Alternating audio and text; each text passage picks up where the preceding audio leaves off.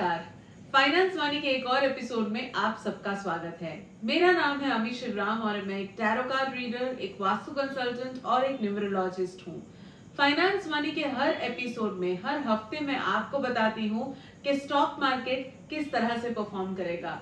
Stock market के साथ साथ Nifty, bank Nifty, global markets, commodity markets, crypto markets, इतना ही नहीं, इंडस्ट्रीज जो अच्छे से परफॉर्म करेगी और इंडस्ट्रीज जो इतना अच्छा परफॉर्म नहीं कर पाएगी। उसके बाद नंबर्स के जरिए मैं बताती हूँ कि कौन से दिन रहेंगे शुभ और कौन से दिन स्टॉक मार्केट से हमें रहना है दूर। कौन से नंबर वालों के लिए अगला हफ्ता काफी फायदेमंद रहेगा और किन नंबरों को अगले हफ्ते स्टॉक मार्केट से दूरियां बनाए रखनी है। और अंत में आपके सवाल और मेरे जवाब। आपके स्टॉक, इन्वेस्टमेंट्स, फाइनेंसेस या बिजनेस रिलेटेड कोई भी क्वेरीज हो जो आप मुझे भेजते हैं, उनके मैं जवाब देती हूँ अपने अंत के सेगमेंट में। फाइनेंस वाणी में आज हम देखेंगे कि अगले हफ्ते यानी कि 15 मई वाले हफ्ते में स्टॉक मार्केट किस तरह से परफॉर्म करेगा।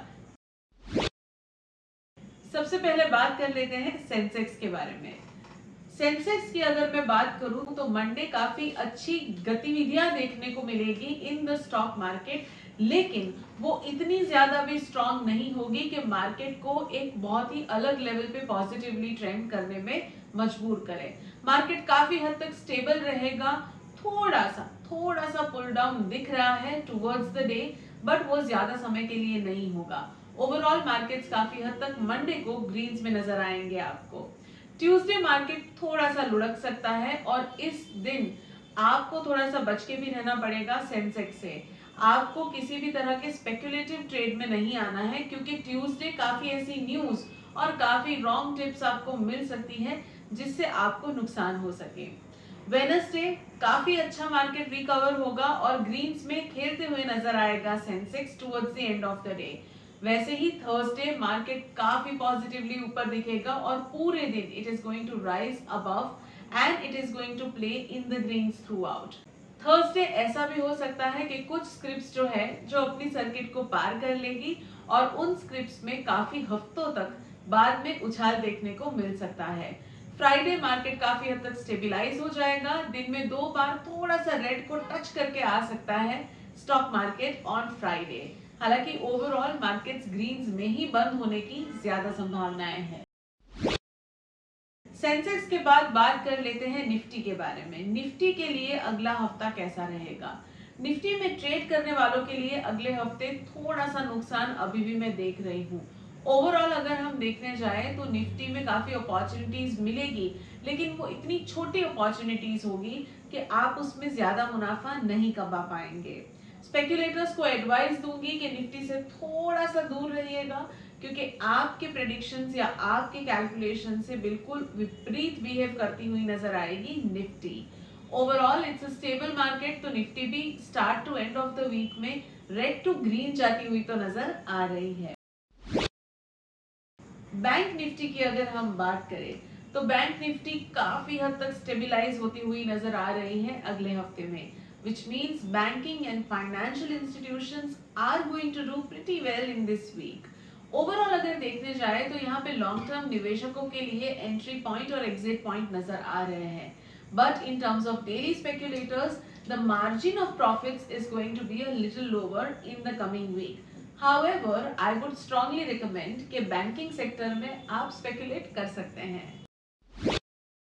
ग्लोबल मार्केट्स के बारे में बात करते हैं। कैसा रहेगा ग्लोबल मार्केट का इम्पैक्ट हमारे एशियन या इंडियन मार्केट्स पे। ओवरऑल ग्लोबल मार्केट में कुछ ऐसी चीज हो सकती है जिससे एशियन या इंडियन मार्केट को थोड़ा सा पुल बैक महसूस होगा। ओवरऑल ग्लोबल मार्केट्स में कोई पॉजिटिव न्यूज मैं नहीं देख रही हूँ, हालांकि some hints of something negative may flow in this week. जो ग्लोबल मार्केट्स में ट्रेड या स्पेकुलेट करते हैं उनके लिए भी अगला हफ्ता इतना मुनासिब नहीं रहेगा इन terms of trading and earning profits. Global market से थोड़ा दूर रहेगा क्योंकि उसमें आपको नुकसान हो सकता है। Considering the impact of global markets, no impact seen as of now, but there is some negativity in the market for sure. चलिए अब देख लेते हैं कि ऐसी कौन सी इंडस्ट्रीज है जो अगले हफ्ते काफी पॉजिटिवली ट्रेंड करेगी या पॉजिटिव परफॉर्मेंस देगी या हम उसमें ज्यादा प्रॉफिट्स कमाने की उम्मीद कर सकते हैं। अगर मैं सबसे पहले बात करूं तो once again the real estate sector is going to do very well. Real estate sector में आपको काफी फायदा हो सकता है, उससे रिलेटेड इंडस्ट्रीज या सेक्टर्स में भी काफी उछाल या काफी अपॉर्चुनिटीज देखने को मिल सकती है। Secondly, banking and financial institutions are going to perform well and you should definitely keep an eye on them. Lastly, anything to do with land and produce of the land will do very well. तो agricultural sector, pharmaceutical sector, ये सारे sectors आ जाते हैं in terms of anything to do with land. Mining industries भी कुछ हद तक इसी सेक्टर में फॉल होती है और इसलिए वो भी काफी अच्छे से परफॉर्म कर पाएगी। ओवरऑल अगले हफ्ते में इन तीन सेक्टर्स में अपॉर्चुनिटीज भी दिख रही है और प्रॉफिट्स भी देखने को मिल सकती है। Industries to look forward to तो हमने देख लिया, अब ये भी देख लेते हैं कि कौन सी इंडस्ट्रीज है जिससे हमें थोड़ा दूर ही रहना चाहिए। Well, anything to do with animals and animal products, इससे आपको काफी दूर रहना चाहिए क्योंकि ये सेक्टर काफी हद तक पुल डाउन करेगा और पूरे मार्केट पे भी इसकी असर देखने को मिल सकती है। Shipping industries also may not do very well in terms of their market performance या फिर trades in those industries. Shipping industries काफी हद तक मार्केट को पुल डाउन कर सकती है और उससे आपको दूर रहना चाहिए। Lastly, anything to do with industries that deal into products that are liquid in nature and that are the raw materials for other finished goods. ऐसी इंडस्ट्रीज से आपको दूर रहना पड़ेगा क्योंकि इसमें भी काफी नुकसान आपको हो सकता है। ओवरऑल इन तीनों सेक्टर्स में काफी हद तक पुल डाउन देखने को मिल रहा है, इसीलिए इसमें बिना सोचे समझे प्लीज आप निवेश ना करें। चलिए देख लेते हैं कि कमोडिटी मार्केट्स में किस तरह से बिहेवियर रहेगा स्टॉक्स का। कमोडिटी मार्केट अगले हफ्ते में काफी पॉजिटिव दिख रहा है और इस मार्केट में काफी अपॉर्चुनिटीज आपको मिलेगी to trade and speculate.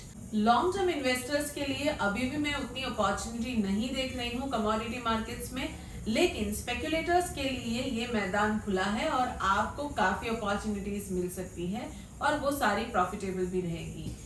Commodity market से रिलेटेड अगर आपको कोई टिप मिल रही है तो उस टिप को आप ब्लाइंडली फॉलो कर सकते हैं बिकॉज इस हफ्ते उस मार्केट में काफी न्यूज बेस्ड ट्रेड्स होने वाले हैं, तो आप उस चीज पे विश्वास करके उस चीज की ट्रेड कर सकते हैं।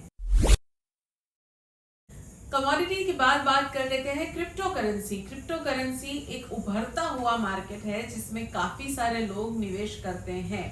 इस हफ्ते crypto currency is rising high, यानी इस हफ्ते आप उसमें पॉजिटिव उछाल देख सकते हैं और आप इसमें ट्रेड या स्पेक्यूलेट भी कर सकते हैं। ओवरऑल प्रॉफिट बुकिंग्स के लिए क्रिप्टो के लिए अभी ये समय इतना सही नहीं है, तो people who already own the crypto currencies please hold on to them. लेकिन ट्रेडर्स और स्पेक्यूलेटर्स के लिए इस बार क्रिप्टो मार्केट में काफी अपॉर्चुनिटीज है पैसा कमाने के लिए।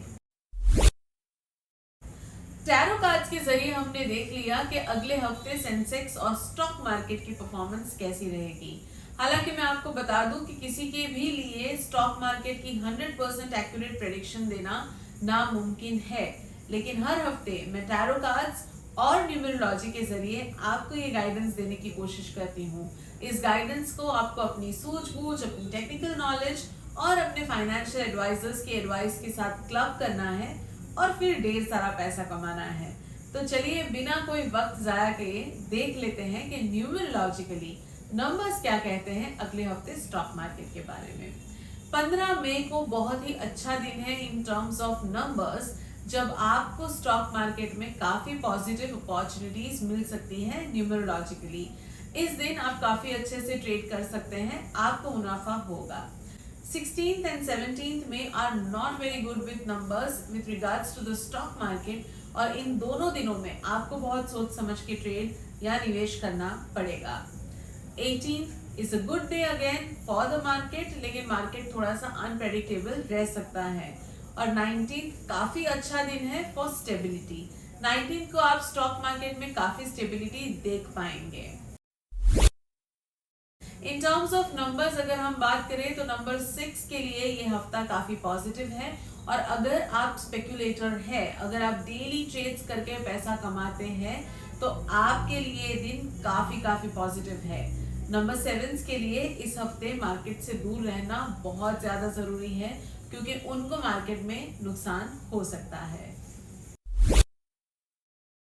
चलिए अब चलते हैं उस सेगमेंट की तरफ जहां पे आपके सवालों का मैं जवाब देती हूँ।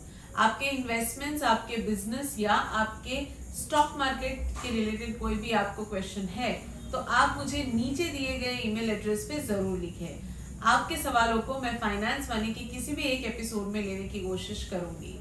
आज के जो हमारे पहले व्यूअर हैं उनका नाम है उमेश जी।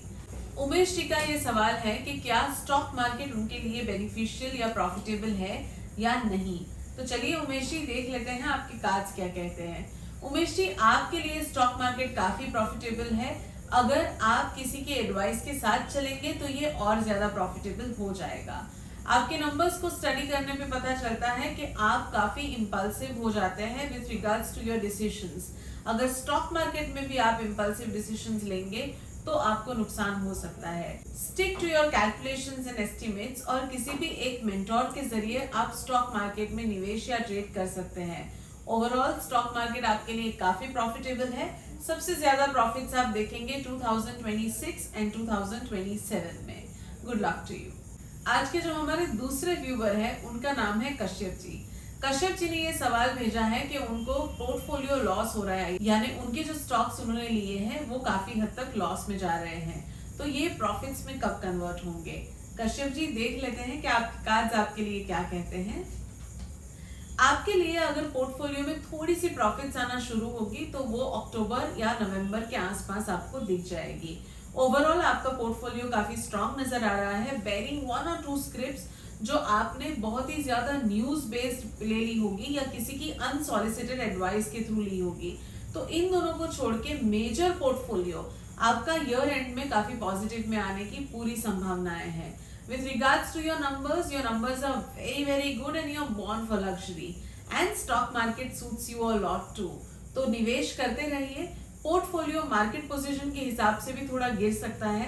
जैसे ही मार्केट करेक्शन में आएगा आपका पोर्टफोलियो भी राइज होगा। The timeline though is October November this year onwards. Good luck. आज के जो तीसरे व्यूअर है उनका नाम है अन्विशा। अन्विशा ने हमें ये ईमेल में पूछा है कि उनके हस्बैंड को पिछले 2 साल से उनके फैमिली बिजनेस में काफी लॉस हो रहा है और इसी रीजन से वो अपने फैमिली बिजनेस से थोड़ा दूर जाने की कोशिश कर रहे हैं, पर for some reason the other family members are not agreeing to this और इस लॉस में वो और ज्यादा लॉस में डूबते जा रहे हैं। उनको ये जानना है कि वो कब इस विशिष्ट सर्कल से बाहर आ जाएंगे और इसका आउटकम क्या रहेगा। क्या वो अपना फैमिली बिजनेस छोड़ के कुछ करेंगे या फिर ये फैमिली बिजनेस का ही लॉस रिकवर हो जाएगा। Anvisha ji, I am really sorry to hear आपके साथ जो हो रहा है। देख लेते हैं आपके कार्ड्स क्या कह रहे हैं। आपके कार्ड्स ये कह रहे हैं कि आपको अगले और 2 साल तक मिनिमम इस प्रॉब्लम को फेस करना है। With regards to starting something on your own, इसकी पॉसिबिलिटीज मुझे बहुत कम दिखाई दे रही है। या तो फैमिली इनको अलाउ नहीं करेगी या तो ये खुद वो स्टेप लेने से हिचकिचाएंगे या घबराएंगे और उसी हिसाब से ये डिले और या फिर कैंसिल हो सकता है। With regards to the family business loss, as I told you, और 2 साल आपको इस चीज का स्ट्रेस लग सकता है। उपाय के तौर पे मैं आपको एक रेमेडी बता देती हूँ। आप अपने सिरहाने रात को छोटी सी बॉक्स में 2 नीडल्स रख दीजिए। इसको आप अपने बेड साइड टेबल पे रख सकते हैं या आप अपने गद्दे के नीचे भी रख सकते हैं। इसे करने से आपकी ये जो प्रॉब्लम्स है, जो फाइनेंशियल प्रॉब्लम से लेकर अब इमोशनल प्रॉब्लम तक भी आ रही है, उसमें आपको काफी हद तक राहत मिल सकती है। तो ये उपाय कर दीजिए और थोड़ा सा धीरज रखिएगा। फाइनेंस वाणी में हर हफ्ते मैं आपको स्टॉक मार्केट प्रेडिक्शंस तो बताती ही हूँ। काफी सारे लोग मुझे ये सवाल पूछते हैं कि इतनी एक्यूरेसी के साथ ये अकल्ट कैसे बता सकता है। वेल, एक्यूरेसी की बात अगर हम करें तो जैसा मैं हमेशा कहती हूँ कि किसी के भी लिए स्टॉक मार्केट की एक्यूरेट प्रेडिक्शन करना बहुत ही मुश्किल है, लेकिन काफी हद तक टैरो कार्ड्स और नंबर्स गाइडेंस दे सकते हैं। इस गाइडेंस को मैं एनालाइज कैसे करती हूँ, एक कोई भी दिन दिमाग में लेके हम सवाल पूछते हैं टैरो कार्ड्स को कि ये दिन स्टॉक मार्केट के हिसाब से कैसा दिख रहा है, and based on the card that we pull out, depending on that एक पूरी प्रेडिक्शन का विजन मेरे दिमाग में आता है जो मैं आपको हर हफ्ते बताती हूँ। स्टॉक मार्केट की प्रेडिक्शंस किस तरह से आप सुन रहे हैं और किस तरह से इम्प्लीमेंट कर रहे हैं, उन पे काफी डिपेंड करेगा आपका ट्रेड और आपका रिजल्ट। तो जितना हो सके एक ओपन माइंड से इस प्रेडिक्शंस को सुनिए, जितना हो सके आप इसको फॉलो करने की कोशिश कीजिए, आपको नुकसान नहीं होगा। और सर्वोपरि जो चीज है वो है बिलीफ सिस्टम। मैं जो भी कह रही हूँ इतनी कॉन्फिडेंटली इसलिए कहती हूँ क्योंकि मुझे मेरे कार्ड्स पे भरोसा है। उसी भरोसे को साथ में रखकर अगर आप इस शो को सुनेंगे और उस हिसाब से ट्रेड्स करेंगे तो आपको फायदा जरूर होगा।